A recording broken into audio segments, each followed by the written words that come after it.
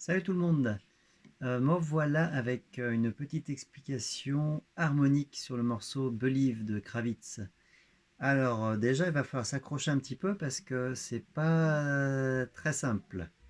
Mis à part la dernière partie où tout s'explique facilement, au début c'est un peu poilu.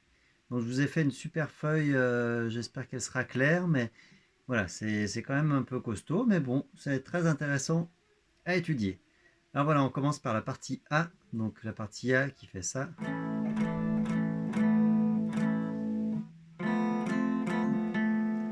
Alors là il donne le ton, hein, Kravitz. La et Fa n'existent dans aucune gamme, gamme harmonique, ou même gamme tout court. Donc, moi, j'analyse ça comme ça. En fait, je pense que tout vient de la mélodie. Si vous regardez la note aiguë de l'accord, ça fait ça, hein.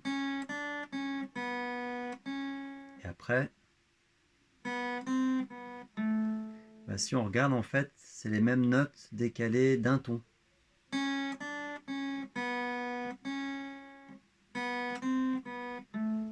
Le fait de faire ça quand on descend une mélodie d'un ton, souvent c'est un peu, ça fait un peu triste, parce qu'on va dans les graves. Par contre, on a, même si au niveau de la gamme, on n'est sur rien du tout, on a quand même une constance au niveau de l'oreille, parce que la mélodie est simplement décalée, ce qui se fait beaucoup en classique, en musique classique.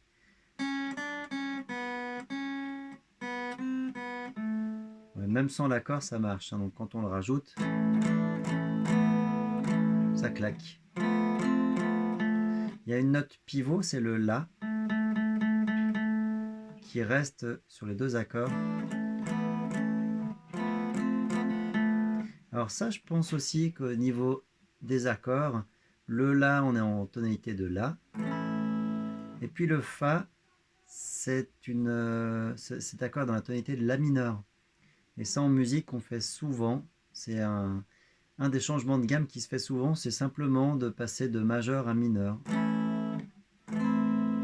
Ça sonne tout le temps, donc ça se fait beaucoup, encore une fois, en musique classique.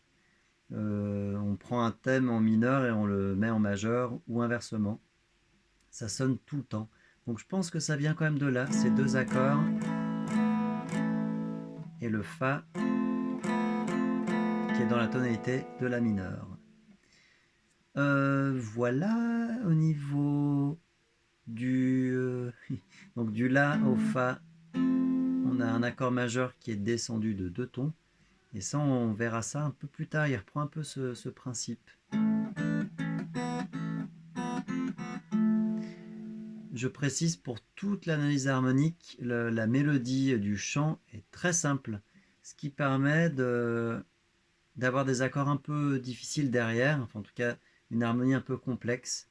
Si on avait une mélodie très compliquée, avec plein de notes, on aura du mal à faire des changements de tonalité, ou alors ça sonnerait ça serait un peu rugueux à l'oreille. Alors que là, la mélodie, elle est sur 3 ou 4 notes, voire 5 notes maximum. Donc voilà, ça simplifie le fait de faire des accords un peu plus compliqués derrière. Donc on a le décalage mélodique, ça je pense vraiment, pour la partie A, j'expliquerai ça comme ça. Pour la partie B, donc on arrive sur cette partie.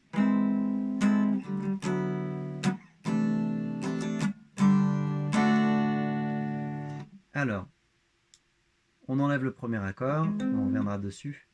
Cet accord-là, cet accord-là, cet accord-là et cet accord-là font partie de la gamme de Sol majeur. Je vous ai marqué dans une feuille annexe la tonalité, la grille harmonique de Sol majeur. En Sol, on a Sol autorisé, La mineur, Si mineur, Do, Ré, Mi, et puis on a le Fa, donc diminué, et on revient sur notre Sol.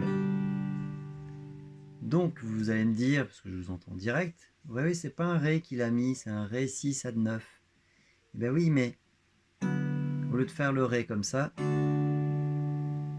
on est dans une gamme en Sol, donc on a juste un dièse dans la gamme. Ça donne Sol, La, Si, Do, Ré, Mi, Fa dièse. Donc, sur mon Sol, sur le Ré, j'ai un Fa dièse, ça c'est la tierce. Le Si, c'est, je réfléchis, la sixte. Et le Mi, c'est la neuvième. Si et Mi étant dans la gamme de Sol. Donc on a le droit de les rajouter à notre accord. Donc ça donne une couleur intéressante. Puis là, il décale cet accord d'un ton. Ça reprend un peu l'idée du décalage mélodique d'un ton. Donc Do, Mi, La, Ré. Tonique, tierce. Le La, c'est la sixte. Et la neuvième. Le La est dans la tonalité de Sol et le Ré aussi. Voilà, et après on arrive sur Sol et Ré, la fête au village. Donc ça, c'est très bien pour ces 4 accords. Le premier, alors là, clairement, il a voulu crâner un petit peu Kravitz. Mi augmenté, les notes de Mi augmenté, c'est un Mi, un Sol dièse et un Do. Donc ce même accord, on peut l'appeler Do augmenté, c'est les mêmes notes. Et Do augmenté, ça fait partie de la gamme de La mineur harmonique. Et la petite gamme harmonique, c'est celle qu'il fait ici.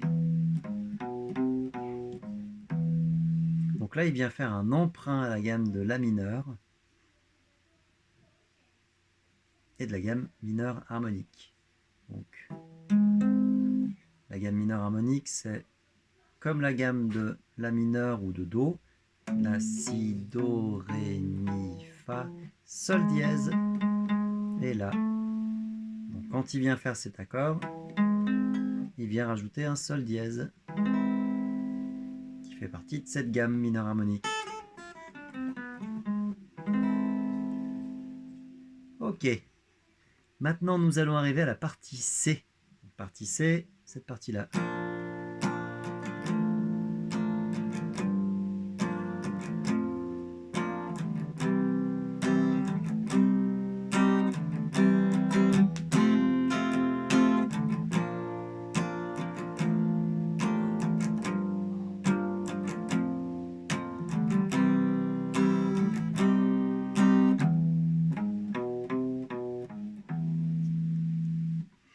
Donc là déjà, il y a un truc qui est pas mal à voir, c'est que quand il passe de B à C, la partie B à C, il passe d'un Ré à un Si bémol.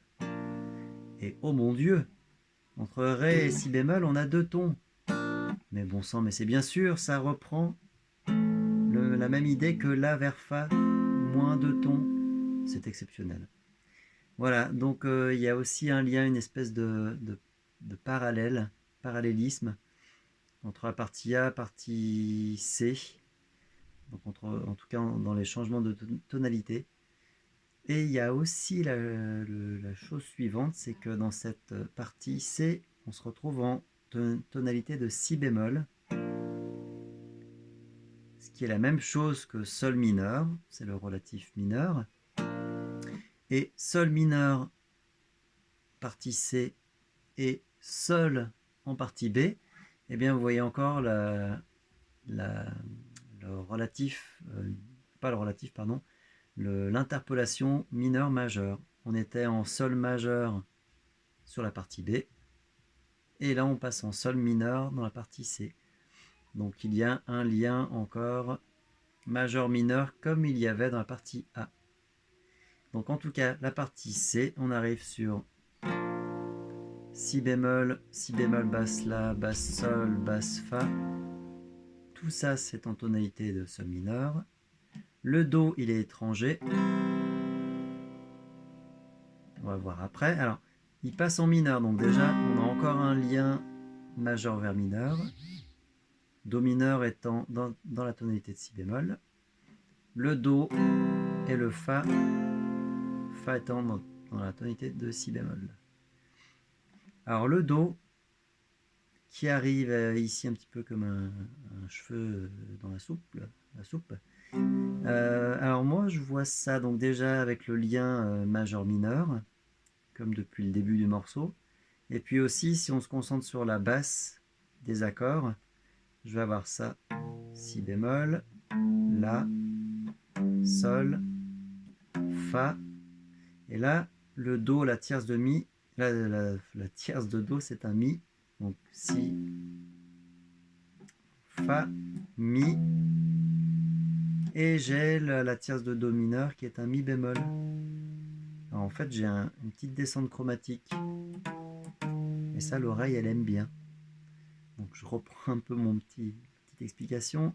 Tonique si bémol, qui devient un la, qui devient un sol, un fa.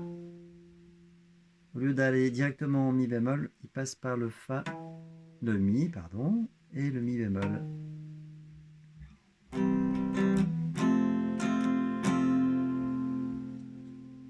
Voilà pour la partie C. Alors donc oui, il termine la partie C avec la gamme mineure harmonique. Hein. Et là, il enfonce le clou, il reste en la mineur sur la partie D. La mineur est égale à do.